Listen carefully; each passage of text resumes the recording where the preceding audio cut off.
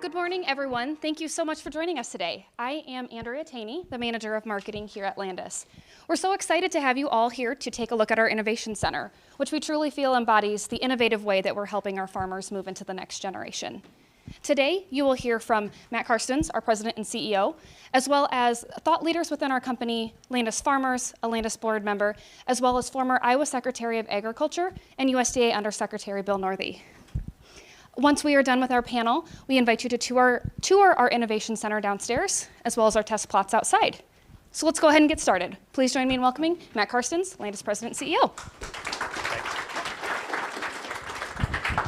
Okay, good morning, everyone. It's weird holding a microphone, but it's not doing anything in the room. So I assure you I'm not doing it for my health. It's something to do with the broadcast. So anyway, thank you, media, for being a part of this. Believe it or not, the journey with this Innovation Center absolutely runs through media, right? If we're going to go to all this work and effort in the spirit with our farmer owners, we need to make sure that we can get the message out and talk about what's happening here and how here at Landus, we're truly changing the script. Think about it as almost reversing the script. As I think about innovation in agriculture, going back to my time on the farm, you think about how do we get innovation to the farm? Has agriculture kept up with other industries? And I think that answer is clearly no. Now, that doesn't mean we should be ashamed or disappointed in agriculture's innovative past, because there has been that for sure. But I do believe there's a whole nother day ahead. And at some point, we have to find a bridge to connect innovation or innovators to our farmers. And getting that farmer in the center from the start. Because bringing innovation that doesn't include that testing, the validation, the experience of a full launch that started with the farmer seems a little empty-hearted to me. We've got to reverse that script. And the role that Landus wants to play is really clear. As a cooperative owned by our farmers, we must find a way to be that bridge. First, we've got to get access to those innovators and innovations, finding them in the marketplace, giving them a format to show what they're doing. 3, 5, even 7, could be as much as 10 years ahead. And then how we connect them to our farmers, to get a seat at that table, to start the dialogue. What's working? What's not? What needs changed? Because that, ladies and gentlemen, when we reverse that script and get the farmer at the center, is when I do believe agriculture will catch up and possibly even exceed other industries in this journey of innovation. So that's why the Innovation Center was so passionate to every one of our board members and of our employees here at Landus. Getting that sneak peek ahead of time. We all are humans. Farmers are no different than anyone else.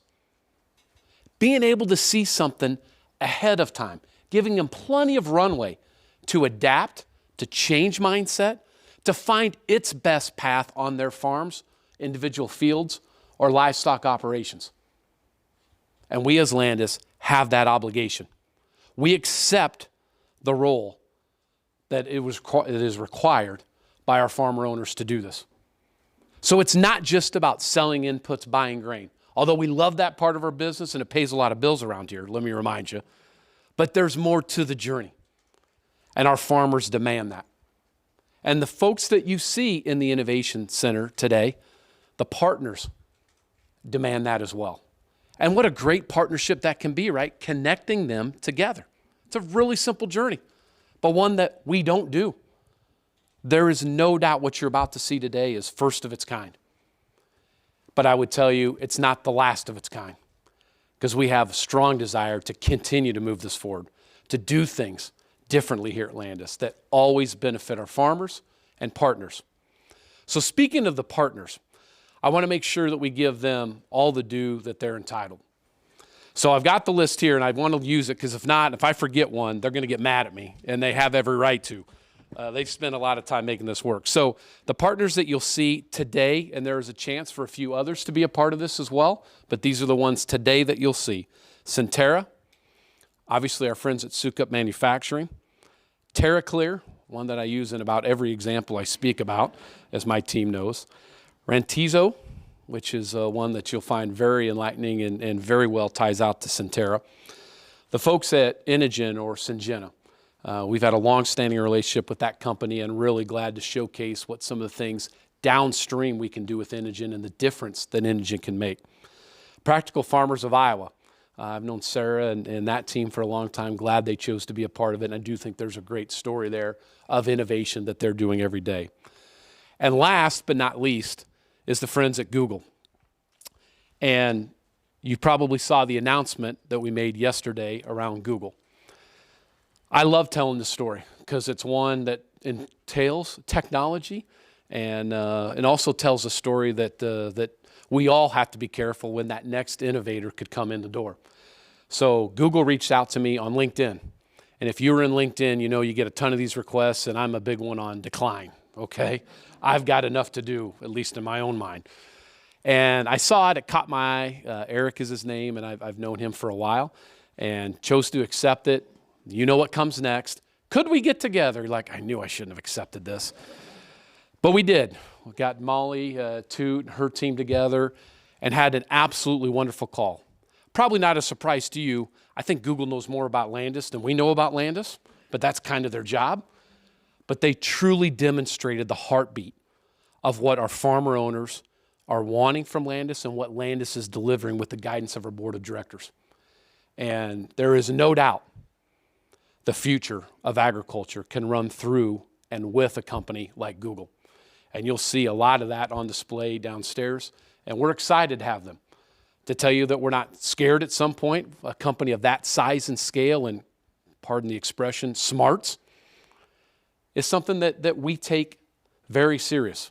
And we got to ensure that we're doing the right things to protect our farmers' data, protect their way of life, but move it forward with companies that are coming to agriculture. And we should welcome that. How do we bridge that gap? And that's the journey of what you'll see here at the Innovation Center. Now, I also want to talk about our innovation cell that we've made a recent announcement about that also reports into Molly Toot. You can't have an innovation center without an innovation cell, right? We get 1 to 2 calls a business day wanting us to consider a new technology, a new data path, anything that's new in the space of agriculture. And we love those calls. So for the innovators out there, keep calling. And we now have a path led by Jacqueline Tame to do stage gate processes to ensure that it goes through the right filtering, all the way through a test of up to 30 of our farmers, all the way to mass scale, with feedback that could take the technology back to the top and start back through whatever it takes. But that's how, going forward, technologies will make it into the Innovation Center. Through that innovation cell, doing the things to help stage gate right decisions for our farmers with farmer input and employees as well. We also made an announcement of our new Grow Solution Center. And I'm really, really proud of this. This is a here and now, but it is on display downstairs. And it's on display for this reason. Although it's here and now, we must have a place for our farmers to go to really understand and how they can connect with some of those technologies that are ready or close to ready. But we also have to find a path to get to the here and now in serving our farmers. Ladies and gentlemen, this is no new news to you. It's 2021. And yet I look at the way we call on our farmers and serve them, and we've got to increase our speed, our expertise, and our ability to give them here and now information. Led with the data group, which will be the heavy push of our Grow Solution Center. We will also include how to access some of these technologies for farmers that are interested when they start coming here on July 6th through the month of August. We also need to make sure if they've got an immediate agronomy question, can't reach their person in the field, want to transact on grain, immediate response with that speed that's got true experts on the other line of that call. So I'm excited that we are thinking differently and how we move forward with our farmers. And I hope you spend some time with Janet, Amy, Chad, that will be down there today. Molly, you may have some input there, I'm guessing, too, leading that group. We really want you to spend some time in understanding this solution center and how that plays a role going forward. And last but not least is our data locker. We can talk about innovation all day long. And I think part of the reason why we've struggled in agriculture is because it's hard to turn the power on data or on innovation until you have the data. There's hundreds of data points in any given field. And I stand in front of you to say that unfortunately agriculture knows very few of those, or at least a central data spot that houses all that is very rare. You can't turn the power and innovation on without that data of the history, the data of what we know for today and possibly tomorrow is what really turns innovation on. So we've taken the last step of this journey, starting with the center of innovation, the innovation cell, all the things we've talked about, to also include a data locker room that's secure, that simplifies the journey for our farmers, and also, yes, takes a step to monetization. We all know data's got value. And you'll have to excuse my team and I for being passionate that the farmer is entitled to some of that value. No matter where that data goes, they deserve some of that monetization. And we will work tirelessly to ensure they get that. Because it will not only turn the power on of the innovation, but it should also turn on the power of their pocketbook. And that's how I want to leave you with the thoughts. The panels are going to do a great job today talking about the details of all this. You'll get to see it firsthand, outside and inside. But let's never forget one thing. It's about the farmer's ability to make money and doing that sustainably long term. And when any kind of technology can ding that bell, here's a simple message. Landus is ready. Our farmer owners are ready. And I think our industry's ready. But it's time to start with the farmer at the center, ensuring that that journey is sustainable and profitable for all generations to come. So I hope you share our excitement in the tour and the dialogues we're going to have today. This is truly first of its kind, and we're happy to do it right here in the booming metropolis of Ralston, Iowa, one of our former headquarters, and today we call this headquarters for part of our business as well, right here in Ralston. And we couldn't be prouder to be in rural America doing that every day right here in Iowa.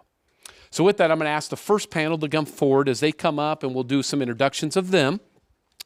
I'd like to say for this panel, it's really giving you the experts, some of our employees that do this every day, that are needing the solutions and hearing from our farmers every day and trying to connect that system to act as that bridge between innovation or data and the journey to the farmer, and then all the way back through our supply chain to the consumers that are out there. So with that, team, I'll go ahead and let you all introduce yourself. Matt, why don't we start with you, and we'll work down to Molly, and we'll go from there. My name is Matt Hackford. I lead our animal nutrition and feed group here at Landus, and I live in Carroll, Iowa here. Jamie Jones, procurement lead on the crop protection side. I reside in southern Minnesota. I'm Amanda DeYoung. I'm the business unit leader for the East, covering 18 locations with grain and agronomy. My husband and I are also farmers in Rhodes, Iowa. Molly Toot, and I lead our grow business and as well as which Matt talked about the innovation. Great. We'll keep the microphone with you. How's that, Molly? We'll start there. And we'll try to get this in about 20 minutes and then open it up for some questions from you all. So keep it easy for us, okay? It's been a long week already, maybe a longer weekend with the holiday coming up, but we'll open it up for some questions for sure. So, Molly, I do want to start with you. And as we think about this topic of data, right, we can't turn the power on in innovation without it. There are probably some things we could do without data, but it's small. We will never get to that point without it. So what barriers are you seeing from the farmers to get that data that consumers, innovation is demanding from the data side to really walk this to the finish line and get data where it needs to be? Talk about that journey that you and your team are on. Yeah, it's a great question, and farmer data is something I've been working on for quite a while now. And one of the things that we talk about is we really believe that the farm data will eventually become another commodity in itself for that farmer.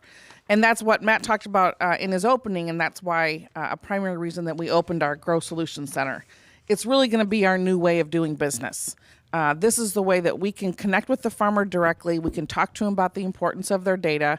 We have a very experienced team that will work through what is needed to help a farmer collect that data, put it into our data locker where it's safe and secure at the farmer's farmer-owned cooperative, and then we can start being able to monetize that and get it out for different programs. Part of what's been the barrier to date has really been around collecting it. You might have it on several hard drives. They might have it in notebooks. So it's bringing it all together, and the Solutions Center can help with that, bringing it all together, getting it entered into one place where it stays safe and secure. That's really a key piece of what we're trying to do.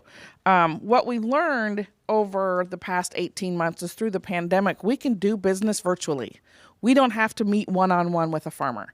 So as much as we like to, the nice thing is by having the Innovation Center, we'll be bringing over 500-600 farmers through here, and the Solution Center will be available to talk to farmers, work with them on what's needed to collect that data. But we can call them out. We can do the outbound calling and visit with them on getting that data collected. What we want to do, again, is help to monetize that data. The more data we have in our system, the better conversations we can have downstream with the feed, food, fuel, and fiber companies. And that, again, gives us the ability to monetize that. Additionally, what's even more important than that piece is having that data work for the farmer. So they have all of this data, but are they really using it to help them make better decisions? Whether that's better practices, products, technologies, whatever it might be, we want to help them do that as well. So there's a lot of uses for it. The barrier is just getting it into a good, safe place where we can do the analysis. So tie that into the Grow Solution Center. I mean, that's the primary function of that group, right? Is it starts with data and a team that leads that. Now, so I don't make Janet mad and Marley. There's a big grain push, Chandler Yes. with agronomy, but data's where it starts. So how are you using that to simplify this, to ease that journey for our farmers on that journey? So the team that we have, particularly Amy and Nyla that work in that in the Solution Center, have been working with data for quite a while. We can work with them on bringing in their field boundaries, how much of that brings in of the important data on their soil, and that kind of information. And then they talk through the other pieces, the planting, the harvest, the fertilizer pieces, the conservation pieces. And then they have the ability to do some analysis on that, to provide them some profits analysis, to provide them some sustainability analysis, and help the farmers make better decisions. Yeah, And that's all handled through the Solution Center. all through the Solution Center. Correct. And just so we get it out there, how do they contact the The Solution Solution Center? Center can be contacted at 515-800-GROW. Oh, it's like you're almost in a game show. It's beautiful, Molly. Thank you, Molly. Well said. So, Amanda, we're going to move on to you. You and your husband are farmers, have a really nice farming operation here in Iowa. So you see this data piece from several different angles, not just the farming operation, some things that you all do from data on that side, but then you live it here at Landus, right? And trying to connect the farmer. So you've got a whole nother view of that. Talk about that and how you tie that out to the Innovation Center a little bit. So give us your view there. Sure. So for us, I'll just kind of speak from our farm perspective. For us, it's always about value, right? Bringing value to whatever it is, whatever product, whatever service, whoever we're talking to. And that's one of the reasons that, like the co-op is a great example of that, right? So through service, through our operations, through the ability to be out there on a Sunday afternoon if you need us to look at something, that brings value. And data is very much the same way. If a farmer can see and understand what that data means to them personally, there's going to be trust, or there can be trust built from that. And so, as we look, at this from a Landus perspective, we can help farmers take management on their farm to the next level, frankly. Things that are precise. I mean, it's not about farming the whole farm anymore. It's not about even farming the whole field anymore. It's about farming precisely and targeted within that field for the greatest return on investment. And that's how we look at things, at least on our farm. on the ROI, because there's a lot of technology out there, and there's a lot of technology, frankly, we can't afford on our farm, but there's a lot of technology that we can if the ROI is right. And so we need help, frankly, sorting through those weeds sometimes a little bit, because there is so much, and you're going to see it downstairs when you go through there. There's so much cutting edge stuff going on. We can't trial all that on our farm. We need someone to help us weed through what makes sense for our farm. The Growth Solutions Center is also going to be able to help with that, because they've got the experts who understand, who'll be able to look at data on our farm or your farm and say, hey, maybe if we tried this, we've seen great results over these other farms in your area. It's still secure, it's still protected, it's still anonymized, but it gives you a benchmark. The example that I use, and this is very basic because this is not crazy innovative tech, but we were dealing with, about 4 years ago, we were seeing a lot of heat stress in our cattle. We have an open air feedlot. And frankly, the only available data on shade came from people who sold shade and a few small university studies. And so frankly, we had to go out and decide, okay, we're going to make an investment. We're going to do trials. We're going to put shade in some of the lots. We're going to leave open sky basically in the other lots that we're going to see. And every day, and we do this anyway, but every day we're tracking feed intake, feed efficiency, death loss, gain. And what we saw was night and day with the shade versus the no shade. So now we budget shade every year. Frankly, if we'd had a place where we could go and say, hey, these 20 farmers in Iowa already did this, I don't need to know who the farmers are. I just need to know that they've got similar situations or similar conditions that they're operating in that we were in. We probably would have started investing, frankly, in shade, which, again, not crazy new technology. We probably would have started investing in it a lot faster and a lot sooner. Yeah, that's very well said. So as you think about the journey with our farmers and things you're doing with Solution Center and that, just talk a little bit about the path forward. What are you and your team really going to do to change this on data? What's the biggest one or two steps that you're going to take that can help our farmers and ease their mind? Is it just the Growth Solutions Center? Is it getting them the Innovation Center and how data turns on the power? What things are you really targeting that will help the farmer connect and go, okay, I can trust, I can believe? What's happening there from your role leading our Eastern Business Unit? I would say it's kind of twofold. You mentioned trust, but to me, it's that trust only comes from showing value. So that's the first step that we have to do, both as a ag retailer, frankly, or really anyone in the ag industry probably has to do. You have to be able to show the value to the farmer, and then you have to make it accessible or adaptable to their own operation, because every operation is unique. Every soil type in Iowa is not the same, certainly. And if you can identify where it's about helping the farmer identify where is the opportunity for the greatest ROI, showing them the steps that they can take to make that work. I think it will pencil out very easily and very quickly for the farmer. And we can only do that through kind of showing it, right? We're not, just like the example I gave you, we didn't believe, right? Somebody was frankly trying to sell me something, and we didn't know it. We didn't believe it till we saw it. And I think a place like the Innovation Center and the Growth Solutions Center can help show it, and that's going to be key. That's really well said. There is a journey through this center, right? That even simple as shade, it matters in the livestock side, right? And it may not show huge leaps to innovation, but it's a part of that journey. Really well said. Thanks for sharing the story. Okay, Jamie, we're over to you. You've got an interesting role here at Landus from the agronomy side and purchasing all of our crop protection products, not just for Landus, but our optimization collaborations as well. And you get to see it from a different lens, right? People that come to you with ideas like Syngenta or Mosaic or those companies, and sorting through the what's possible, it's not, what really makes value to the farmer. Then you get to see it from the branded, private label, generic side. So talk a little bit about the journey that you see on products, practices that can really drive change and that you're excited about as you look forward. Sure, absolutely. So I think we can all agree, farmers, they want to do the right thing. They have that deep-rooted legacy from their family that they want to honor that stewardship and that legacy. And they're obviously after the best ROI, but there's also a lot of other components that go into that. And the other piece is they only get 30 to 40 chances to hit this crop out of the ballpark every year. So of course they want to do it right. And that's where we feel really grateful that they partner with companies like Landus and allow somebody like myself to go and advocate for them. I feel it's much more than just purchasing a product and here you go, it's going to yield X, Y, Z. I get to go and be an advocate for them and say, hey, our farmers are doing the right thing. What new products do you have? How can we make this easier for them? How can we advance what they're already doing? And again, the ROI side of it, but also be an advocate for them. We don't feel that the growers should have to carry the burden of the financial piece of this anymore. They are doing the right things and they're striving towards doing things better. So we feel they should be rewarded financially for that.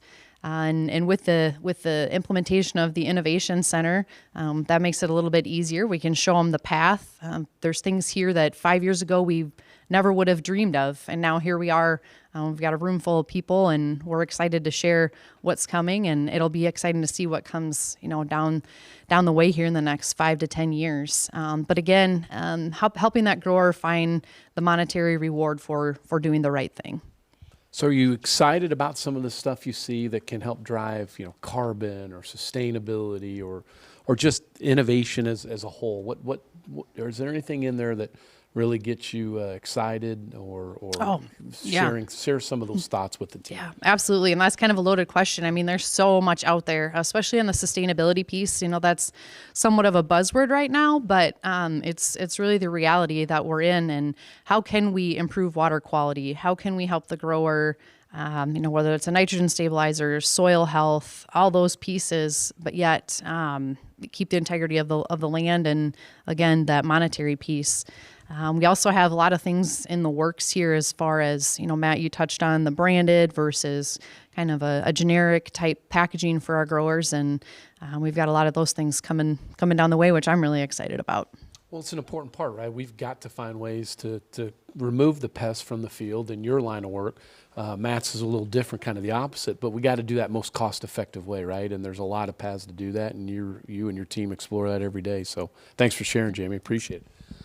Okay, Mr. Hackford, you spent a lot of time in past roles, particularly downstream, looking from grocery to consumer. Now you've got the full vision of that with what we do in the animal side with our feed business and also the animal nutrition business. And now looking at connecting that all the way through integrators, grocery, consumer. Talk about what the consumer's view of this is. What are you hearing from them? Tie in the animal piece that I know you love to talk about and spend a lot of your career on. So kind of bring that to fruition for our audience here today on consumer tied to the protein side. You bet. Thank you. So as Matt mentioned, my past is a bit in food and agriculture for large businesses. And, to start with, this supply chain that we have on the food and agriculture side is hyper complex, compared to a lot of other businesses. And so in that complexity, when you're sitting with large national retailers or, of end users and consumers, they don't have a full understanding of the supply chain.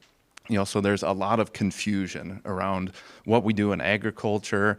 A lot of the claims that are out there, just confusion on what do they mean, how it always comes down to how is our food produced, and how is our feed, food, fuel and fiber, where does it come from, how is it produced? And so what I've seen in my experience is that there's a real need for those of us that can clearly develop a path for kind of making that less confusing. And this innovation center and the innovation cell and what we do is such a great opportunity to tie those end retailers and consumers into this building to work with our farmers and showcase what our farmers do. And also those innovation thoughts that are out there in the world, bringing them here to introduce them to farmers is just a great fit for all of agriculture. Another point I wanted to make is, I think you were seeing a real shift here too in kind of the collaborative model, so collaboration versus competition. Part of that, what we're doing through our optimization model, which is a new age mergers and acquisition growth model, is that there's so many of us here in the state of Iowa that are doing some things maybe less than efficient because we're competing against each other. And there's opportunities as we've seen and we've developed as to partnering with the right people to take advantage of each other's strengths and help in some weakness areas. And so we'll continue to roll out that optimization model to the industry for select partners where it makes sense and we can drive value for everyone. So, and then the last role here on the cooperative and why a cooperative makes sense to help support all of this is, the reason cooperatives were designed initially were to provide value back to farmers. If we don't provide value to the farmers, we fail. And so the cooperative serves that role with collectively bringing the farmers together to showcase to those retail end users just what we do, and really exciting stuff, in the innovation center here, and just the collaboration between all. So. Yeah, thanks for that, Matt. And you mentioned optimization for the media here. Can you expand upon that? The new age merger piece of it, and kind of why that's valuable, not just maybe in the animal side, but grain and across the board. Yes, absolutely. So, historically, the way cooperatives have kind of come together and merged in the past is, again, this competition versus collaboration. You beat each other up to the point where one business is unhealthy, the other business is healthier. That healthier business takes over a business that isn't healthy, has asset issues, XYZ. We're leaning into more, kind of we talk about the dating, courting, engaging before you get married, of understanding each other better, seeing if there is value, are there mutual synergies, how healthy is the business. So when you do finally make the decision of maybe we should come together, what cards you're dealing with, and the strengths and weaknesses of both. So there's a lot of opportunities here, locally and in the state and regionally, that we're talking about, of just how to pull that all together to work together instead of working against each other. So. I think that analogy of relationships is very appropriate, Matt, relative to businesses. Way Yeah. to go. Thank you. I thought you were a genius. Okay, before we get to your questions, we're going to do 2 lightning rounds. 2 really simple questions, 5 words or less. Good luck, Amanda. Well, it's bad for me too, trust me. The board would back that up, I'll guarantee you. 5 words or less. What do you expect to change the most about agriculture in the next decade? So why don't we start with Jamie, and then we'll march down and catch Matt on the end. Implementation of technology. That was 5 words. Congratulations. Well, here we go. Mine won't be 5 words. Management and use of their own data, farmers' own data. Really well said. Monetizing farmer data. I did it in 3. Well, aren't you special, Molly? That still doesn't get you any awards, so there you go. All right, Matt, you're next. I'm not going to beat 3, but I put outcomes-based technology advancements. So. Great. So let's take the other side of it. We'll start with you this time, Matt. We're going to remove barriers from agriculture, right, that benefit our farmers, effective even, let's just say, tomorrow. What would that barrier be? Just say that connection of consumers and end users to farmers. The supply chain. Good. I would echo the same, connecting growers with more end users. So by throwing in the word more, you think that really Yes. changes it? Okay, Yes. good. Got it. Well done, Jamie. Adapting to quantitative climate impacts through technology. Great. Ability to easily collect and enter farmer data. Was not 5, but it was good. Average. The average was close. The average? Is that what you were shooting for? More of the average. Is that it? Okay. Well done. I think this was a good, healthy discussion around some of the things we're doing. So let's open it up to you all. Is that okay, Mary? We have a little bit of time to take a couple questions from them. How's that? Put you all on the spot. That's not it. Yes, Lynn. Can you give us, innovation for Landus is not exactly new. You've been in the game for a long time.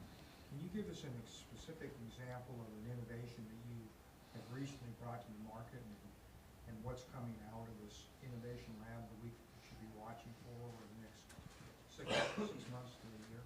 Yeah. Molly, do you want to talk knew a you little were bit gonna about? say Well, that. it's your deal. Come on, you got to earn your money here. So we have some really exciting innovations that you're going to see downstairs. The one that Matt likes to talk about, and I'm going to go to, is TerraClear. And Matt tells the story best, but I'm going to try and repeat it. How does that go exactly? Said no farmer. Said no farmer ever help me drive my combine, but maybe help me pick up my rocks out of the field. And that's the kind of technologies that we're going to show and we can have here. There will be some additional more exciting and not more exciting, but exciting technologies coming in the next few weeks that we will be rolling out in the near future. In addition, we're looking at some opportunities and some partnerships with some other companies that will help us on the data side of things.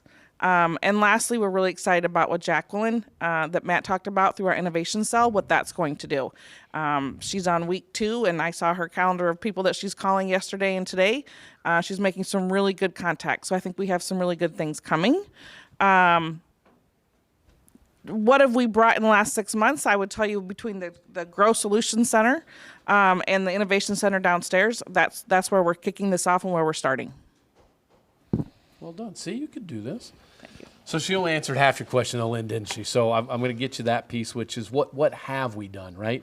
What are things that have come? Because I don't believe innovation per se on the word usage is new, but the depth of that is really the difference. So, Jamie, why don't you talk about a few that I know you've got on the product side and even more tech on automation and that. Yeah, getting a little more product specific, like nitrogen stabilizers, those aren't necessarily new, but they're things that we're constantly looking for. What's the next evolution? How do we make it even better? That equates to water quality. How does it impact soil health? Phosphorus enhancers, we all think that our fertilizer is just going to keep continuing to come in, but there may come a time where that resource is depleted. So anything we can do to protect that is necessary. Even auto steer, things like that. Yeah, real good. Anything you, Matt, or Amanda want to add to that? Good there? Good, okay. Got it? Feel good? All right, what else? Yes, sir. Yeah, so adoption in agriculture, as far as I know, has been, a fairly similar bell curve ever since the early part of the 1900s. What do you see the Grower Solutions Center's role and the Innovation Center's role as in kind of speeding up that adoption process for some of these innovations and technology? Yeah, great question. Amanda, why don't you take first shot at that, and then we'll see if anybody else wants to contribute. Yep. So, the way that we see it, at least from a Landus perspective, and really also from kind of a farmer perspective, is you're always going to have your trusted advisor on the farm, right? The guy that can show up on Sunday at 4 o'clock if there's a problem. But we're all limited by our own abilities, right? I don't know everything about everything, and Matt even doesn't know everything about everything, even though he might. Easy. He might. He knows a lot about a lot, but really, it's kind of about having a deep bench, right? It's about having a team. Here we're talking about the Solution Center, but it's about having a really deep bench, a team behind you that can either has the answer or can really quickly get the answer and figure out a solution to the problem. And sometimes it is, especially in the grain world, it's not a long game. It's a milliseconds, right, that we're talking about. The difference between maybe profitability or not profitability. And so that's really what it's about. And I think when we can show that value and prove that value to the farmer, it's going to make a lot of sense. Yeah, Matt, why don't you talk just a little bit on that question relative. We like to say around here, this isn't your grandparents' cooperative, right? We're not stuck in the 80s and 90s, which is the bell curve you cited so eloquently, right? It's been fairly linear, and it's time to really jump out of that rut, which I think ag retail has really struggled with over the last 20, 30 years. So what would you add to that, Matt, on that change of our mantra around the Landus way and not your grandparents' cooperative? Yeah, you bet. So as you asked the question, I was just thinking about what has changed, and it's really, we sat in this room when we were going through our strategic planning sessions, and there was a data point around just how much data is out there and how much like computer processing is increasing in speed every day. And it just makes me think of, that's the real change, is everyone's just getting overwhelmed, with data, technology. And what we're doing here is bringing what other companies that are kind of in spaces that have had to process this before. So I think of, a real world example is like that innovation funnel that we talked about. So in, most R&D groups and large businesses have a very nicely defined innovation funnel where you can dump 100,000 things in the top of that funnel to work through that stage gate process to say, here's the 5 valuable things that we want to take to market. And it's creating those new, not new to the world, but somewhat new to agriculture, and applying those, Fortune 500 style practices to agriculture here at Landus to help make sure that we can do that and do it quickly. So that's the other piece. You have to do that fast enough in order to, keep up with kind of the pace of change. So. If I could add something real quick. Yeah, please. Which Melanie. Matt did a great job of explaining that, and I think that's the exciting part, is having that stage gate and that funnel process that we're going to have. But as we all know in here, farmers want local data to make decisions. And local doesn't mean Minnesota or Nebraska or Illinois. They want it in their backyard. So the nice thing is with our Landus farmers, we're going to be utilizing some of our farmers to test that data, that we'll be able to show our farmers what happened locally with these new technologies to help them understand and trust what we're doing. Good. We have time for one more, Mary? One quick one? Anyone? Doug, we always pay respect to local media. Anything you got? You normally got something tough for us. When you look at the emerging carbon markets, do you think you'll see any kind of a critical mass there? I mean, now that would that be a viable option for farmers? I mean, there's some farmers that are in Crawford County, west of here, that are heavily involved in that. Is that something we should watch, or was that too ideologically conflicted for a lot of people? Well, if your newspaper wants to buy some carbon credits, our farmers are in the market, okay, Doug? So we're ready. We can really offset the carbon there. No, it's a good question. I told y'all you'd have one. Yeah. Molly, you eat, sleep, and breathe this. Talk Yeah, a little bit to Doug's question. I think we're all excited about the carbon market. I think we all have a lot to learn yet. We saw it, a lot of excitement January, February, March, and I think we've seen it kind of die down a little bit as farmers were learning a little bit about what those programs were going to be and some of those 10 and 20-year commitments. And that scared them a little, which I think is okay. We are, as you said, we're daily looking at opportunities to bring to our farmers, but we want to bring the right opportunities, and we want it to benefit our farmers and Landus as a whole. And that's what we're looking for, is those programs that will that we can bring that are easy as they can be, but also provide a lot of value to a farmer. There's still a lot of challenges with the current carbon market, I believe. I think we'll get there. The government continues to make some progress in how they want to, I don't know if regulate's the right word, but how they want to manage that process. And I think some of us are waiting to see how that plays out as well. So yes, we will be in there. We will have offerings for our farmers, and we're working on that every day. I'm glad you didn't look at Bill when you said regulate. Any other questions? We're good? Yes, go I ahead. do have a question from our virtual participant. Stephen Kilger asks, what steps will Landus take to keep data private? Yeah, I'll maybe open that up to whoever wants to talk about that. I think the first thing I want to be very clear on is the data is the farmer's data. And so whoever we partner with has to respect that and understand that no use of that can be done until permission. And we would argue that includes monetization as well. So that's the journey that we're on that. And we are steadfast that we have to respect who owns that data and that there's a path to that without a doubt. Any other comments that you would make on that as a group? Anything you'd add? Amanda?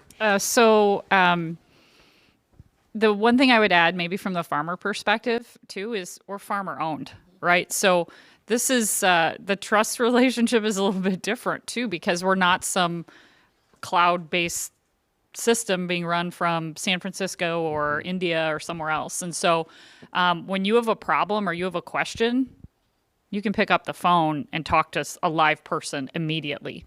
Think about the retail space that we live in today and how much retail is consumed through the internet, how many of those companies can you actually pick up the phone and talk to immediately to someone? You can't. I don't want to say the big Goliath's name here, but you know the big Goliath. You cannot find a phone number to call someone. You basically are either stuck with what you have or you have to go through a pretty painful online experience to try to return something or negotiate with a problem that you have. And so what's different is that we won't lose our sort of Midwest sensibilities about that. And when you pick up the phone and you have a question, you will talk to someone who can answer it. Well said. Good. Okay, I think we survived and did it, so we'll turn it back over to Andrea. Thanks, panel. Great job.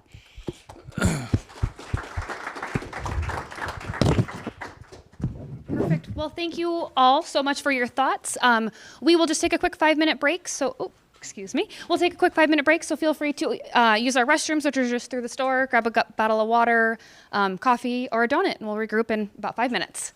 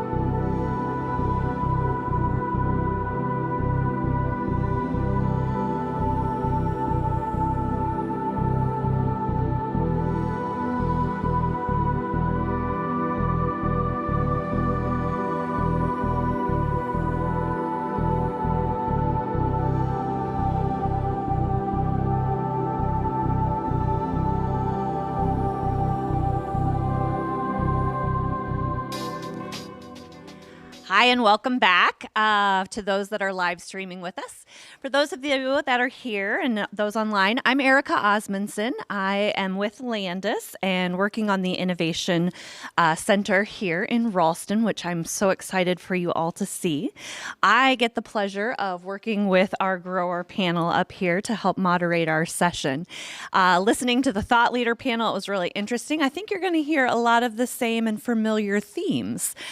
So we will get a grower's perspective, though, on what we're doing. So because we are trying to hustle, I'm going to just start off right away by letting these gentlemen introduce themselves and share where they farm, how they farm, and what their relation is to Landus. So, Ben, can I start with you? Sure. My name is Ben Albright. I live in Lytton, Iowa. I feed cattle with my dad and my brother. We also raise row crops, do a little cover cropping, and I also have a Pioneer seed business.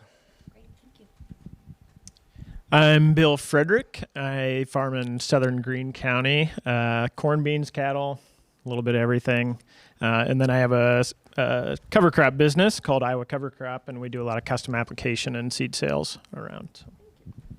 My name's Nate Stewart. I farm in northeast Grundy County, just outside of Cedar Falls. I also serve on the board at Landus.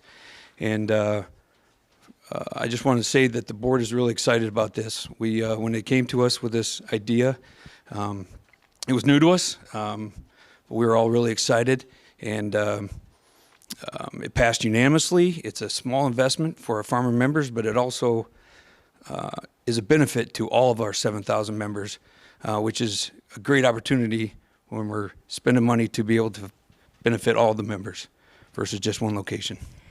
And Bill, I'm going to just pop in here real quick. One of the things I think is really interesting about Landus and some of the benefit we provide is the great board support that we have behind us and the fact that they see innovation. And our board is made up of growers and our farmer owners. And so I think Nate will represent really what that board looks and sees in Landus. So thank you for being here. Bill. Very good. Yeah, so I'm actually new to that board as an outside director, non-voting member, but great to be a part of it. Just a few weeks on, and glad to be part of it. And I would say certainly that attitude was one of the things that piqued my interest in joining the Landus board. I served as Secretary of Ag in Iowa, and then was at USDA as well. Now, actually, former grower. I had to give up the farm to go out to USDA, and am not raising crops this year. I don't know whether I'll be back to a future grower. Can I be a beginning farmer next year? I guess I could. I don't think that qualifies, but. Thank you, Bill. All right. Well, we're going to start off with something just a little bit fun. Can we have just all of you really quick share something that you think has been one of the biggest or most unique innovations in your lifetime within the agriculture industry? And Nate and I were talking a little bit before here. I know there's been a lot of work done within the genetics world. Let's keep that one out of here. What are some of the more unique things? Ben, can I start with you? Oh, sure. No, I was going to say GMOs. You know, I'm probably the last generation that remembers walking beans as a kid. And, you know, that definitely teaches work ethic. But at the same time, as a farmer now, I appreciate not having to line up all that labor and go out there. You know, agriculture is, you know, continues to get bigger and more condensed. And, you know, the livestock industry's seen that. The hog industry, you know, I remember raising pigs outdoors when I was a kid. And at that point, you know, it was either get big or get out, and we decided to get out of the hog industry and concentrate on cattle. So that's where we're at now. Yeah, I think one of the big innovations for me is just the ability to network with farmers, you know, near and far through 100 different channels, you know, with the internet and everything. Like, you can learn from other people's experiences and their successes and their failures, and I would prefer to learn from other people's failures rather than mine. So, Fair. Nate, we'll just keep going down the line. All right, I'm going to oversimplify it, but auto steer. And when we first got it, I was like, man, this is amazing. And someday this is going to be like air conditioning, because I'm sure back in the day when air conditioning came out, everybody's like, I'll be all right, you know. And now every tractor has air conditioning. Every tractor has auto steer. And I think that's something that this Innovation Center is going to be awesome with all the data that you can get through all this GPS technology. But we'll be the first to get it. We'll be the first to check it out. and our farmers will be the first to see it. So that's pretty exciting. So I may go even older. I'll go to, combine yield monitors. What an amazing thing. When you could first go through the field and you knew that wet spot was lower yield than another part of the field, but you didn't know it was that much lower. You didn't really know that, it was 60 bushels less. It was time to tile, or other kinds of things. And that was kind of that first piece of data that you could start to use and figure out what you could learn from, and then it's grown into so many other things. Wonderful. We'll come back with a fun question at the end, too, to follow that up. Ben, Bill, and Nate, Bill F., Friedrich, I'm going to ask you a quick question here, and then Bill Northey, I'll come back to you with something along the same lines. We talked a lot about data on the Thought Leader panel, and prior to this, how it can transform your operation. Can you guys just share a grower's perspective when it comes to data? I think, from a Landus perspective, we're all in. Downstairs in the Innovation Center, you'll see we've got a trend wall where we're asking farmers what their perspectives and what they feel about giving data. So I'd be really curious to hear from the three of you kind of where you're sitting at the moment. And Nate, since we started over here, I'm going to start with you. It's the way of the future. I mean, in exciting times in that, be honest with you, I've been pretty hesitant with a lot of these companies that will use your data for their profit. I'm excited that Landus has these data lockers that you got the key to, and you can open it up if you want. Otherwise, you can use it for yourself. So I'm excited for what we've got going with that. Great, thanks. Bill? Yeah, kind of the same. I'm admittedly kind of a Luddite, so I haven't embraced a ton of data. My eyes kind of glaze over when I hear things like data analysis, but I love the outcomes, and I think it's going to lead to a way more efficient way of farming. So,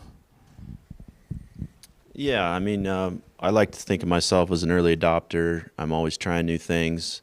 Data has helped me to prove those concepts or disprove those concepts on my own farm. So it's helped me in some of the trials and things I do. I start on a small scale. If it works, then I scale it up and, eventually take it to all the acres.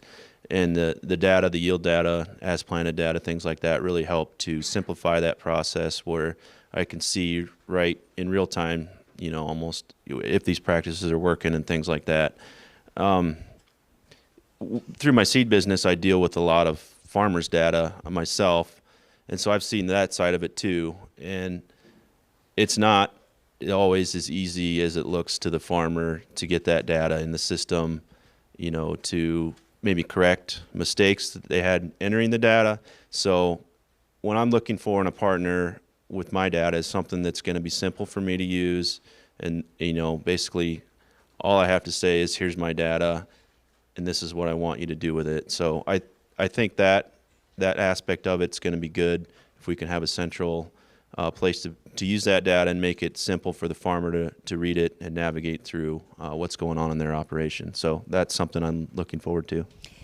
Ben, follow-up question for you. What was kind of the tipping point to get more comfortable with data? I don't know that there was definitely a tipping point, but I guess once we decided to make that investment, then I have to use that data. Otherwise, I'm not getting a return on my investment. So just being, kind of training myself. I'm a self-learner a lot of times, but I think that's something else that maybe we're going to have to do as a cooperative, is to help some of these maybe not tech savvy and older operators, help them navigate through how to get their data and get it in correctly, because if you don't get it in correctly, it's only worth what it is, how it was entered. If it's entered wrong, then your data's no good. So a tipping point for me was just seeing firsthand what it can do for me, and maybe talking with other peers that have used it and some of the results they were seeing. Great. Bill, given your government lens, is there anything you want to add about kind of the importance of data and regulations, particularly our traceability, our sustainability, and what regulations we may have on the forefront? So you think, just government and innovation are actually, they don't always fit in the same sentence, right? Always, often. And I think with all the innovations out there, it's a real challenge for government to kind of keep up. Whether it's, let's talk gene editing, so government's still trying to figure out where we regulate that, USDA or FDA. And we're going to argue about that for who knows how long ahead yet. And so the challenge then is, to allow innovation, to encourage innovation, to keep up with innovation. And we had issues around trying to keep up with what farmers wanted to do in cover crops, matching that up with crop insurance. So we gave the impression at Risk Management Agency that somehow we weren't encouraging cover crops because of the way that they required folks to report when they were going to terminate that cover crop and other kinds of things. We kind of changed that. We hope that that disincentive is away, but we sure haven't figured out, 60-inch corn or intercropping or early season application of cover crops. And those are all challenges, especially that kind of experimental innovation that's out there. And how do we make sure that programs don't unintentionally get stuck in where they used to be, and therefore discourage it. And I would argue that's a potential opportunity for a Landus and an innovation center to be able to reach out and say, hey, this thing is for real. What are you going to do, state of Iowa, USDA, to be able to make sure it works? We see these coming problems, and these are the things that matter to our farmers. And so I think the advocacy, we have lots of associations and others advocate and play roles in that. Certainly the PFIs of the world are great at that, work closely with them and in many of the cover crop regulations over the last few years. But we need more of that advocacy because that innovation is coming faster and faster. Wonderful. Thank you. Obviously, data is important, but I don't want it to monopolize the entire conversation. So if we move outside of data, what are other areas within agriculture, or even better yet, just the total food supply chain, that you think that we need to focus some of our innovation efforts on? I'll give you an example. For me, I think the pandemic shined a light on the fact of how delicate our food processing, particularly meat processing operations are, and our reliance on human power. So, Bill, do you have any other areas that you would focus on? I think, and it's interrelated with data, and you all have written a lot about it, but the focus on soil health and us understanding kind of the biological that soil. It's going to bring along biologicals as well, and we got to sort through the myriad of those, which ones actually work and which ones work in my soil versus somebody else's soil. They work perfectly someplace else, but maybe they're not appropriate for me, and how we sort through that. But our ability to better test and understand water infiltration and the biology that within that soil, I think we know generally where that's going. Cover crops, no-till, that's part of it. There's a lot of other things, but we're going to get better at that. Some of it's going to be data-driven, but it's on the edge of it. So, Nate, what about you? I think at Landus here, through this, what we've got going, we'll be able to show new technologies in seed, possibly, that then we can sell to our farmer members, and then we can trace that all the way to a feed mill anywhere in the world, really. And that feed mill will know everything about that kernel, that seed, that bean, and which will add value to the farmer. So there's a cool opportunity with that here going forward. Bill? I'd agree with Bill there. There's, I think, some opportunity in how to work with some of the things that are already existing, in nature, rather than feeling like we're constantly at competition with them. And just figuring out, probably with data, how to better utilize those things. Thank you. I think everything you guys touched on is spot on. Biologicals is kind of the new frontier, the next frontier, I guess, in crop production. A lot of our insect traits and weed control traits, aren't holding up like they should be or they used to be. So developing new ways to control, like corn rootworms, new technologies in the chemical industry to control some of these hard to control weeds that are getting resistant to some of the chemicals we're using now. I think that's going to be a big thing. And you touched on the livestock industry and the supply chain there. You know, the packer industry is so centralized and controlled and condensed right now. We need to branch out and have smaller packing plants, things like that. So when we do have a hiccup in the supply chain, it doesn't, totally tank the market like it did the last few years. Great. Okay, before I ask them their wrap-up question, we're going to take a couple of questions from the audience. We've probably got time for 2 to 3 questions, so if anybody's got something. And then 2, I believe all of the growers will be sticking around for lunch, so if you want to talk with them individually, you'll have that opportunity as well. Yes? So my question is, we look at the consumer and, we want to be able to tell our story, and this data is going to help, obviously, do things better. How do you parlay the security of that data, but also use it to help tell that story to the consumer? I mean, we're already seeing reports when you do stories, you get comments from consumers on line speed. They've already forgotten what happened a year ago. Yeah. And don't understand why line speed is such an issue or why more packing plants is such an issue. How do we take that information, make it available for the farmers to benefit, but also use it to tell the story without leaking too much kind of stuff? Absolutely. Bill, do you want to take a stab at that one?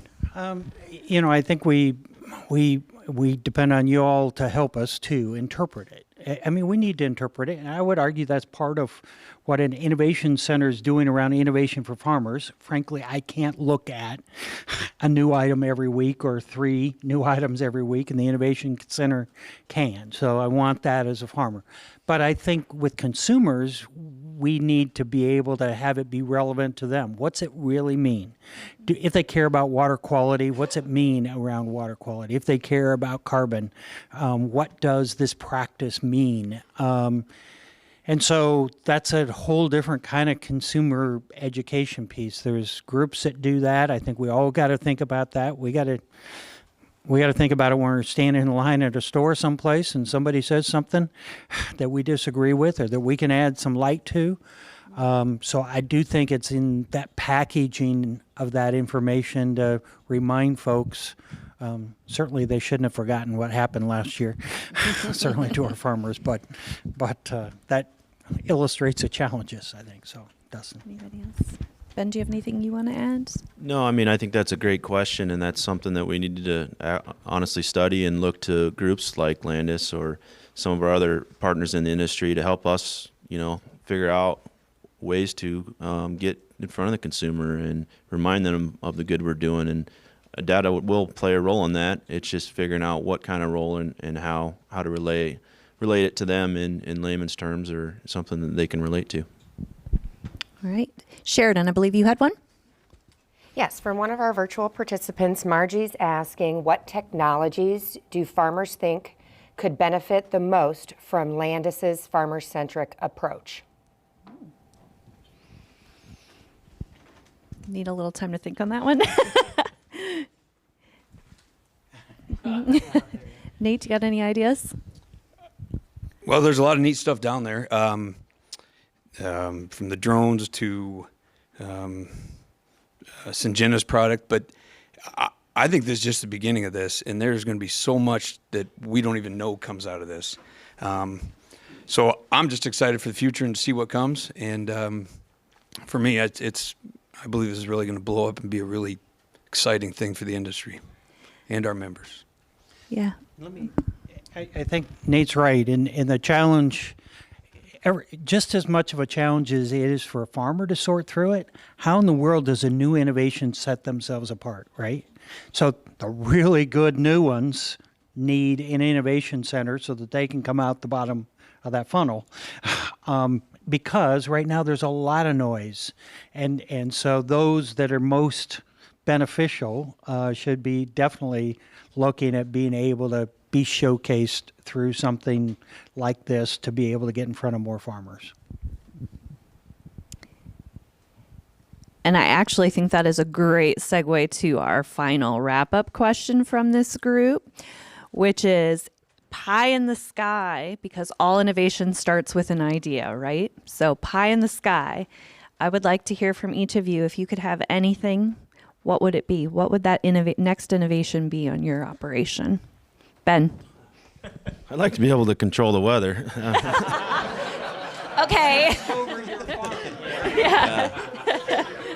We'll work on that one. Yeah, no, I mean, obviously that's up to God, but just having maybe more accurate weather modeling, I don't trust the forecast more than a day or two out. If we could get a better read on a growing season or how much precipitation within a certain range, that would be great. And I don't know that that'll happen in my lifetime, but it's something to look for and something that would definitely be helpful.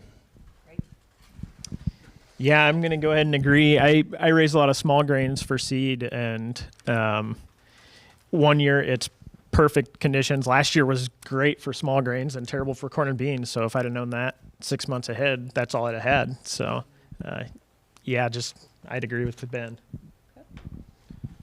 Well, I'm going to take one from the Innovation Center because my kids are still at home. And so I've got rock pickers. And so I'm pretty excited, and make sure you check that out because it's a pretty neat deal. And so that's something I'm looking forward to in the future. That's where I was actually going too. So we have gotten rid of certainly walking beans for the most part out there, unless you got a real problem. Maybe one of those is better understanding that biology, certainly of the soil, but of the plant. So I mean, you'll see stuff where there's sensing of crops and understanding the trace elements or those kinds of things. We only understand tiny pieces of this, of how to really respond to the different conditions out there. And then we could have the weather, so we know how those conditions are going to be impacted over the next several weeks. That'd be great. But to be able to have better understanding of what we're looking at, better analysis as time goes on, that's the machine learning that's going to keep happening. But I think that would be helpful for us to prescribe better solutions. Great. Well, before we turn it over to Andrea here, let's give our growers a big round of applause. And again, they'll be here. You guys just stay. Perfect. Well, thank you everyone again for joining. Those on the live stream, this is the end of our event upstairs. And then those in the audience, you are more than welcome to join us downstairs, and we will invite you to tour our Innovation Center. So pack up your things and follow me.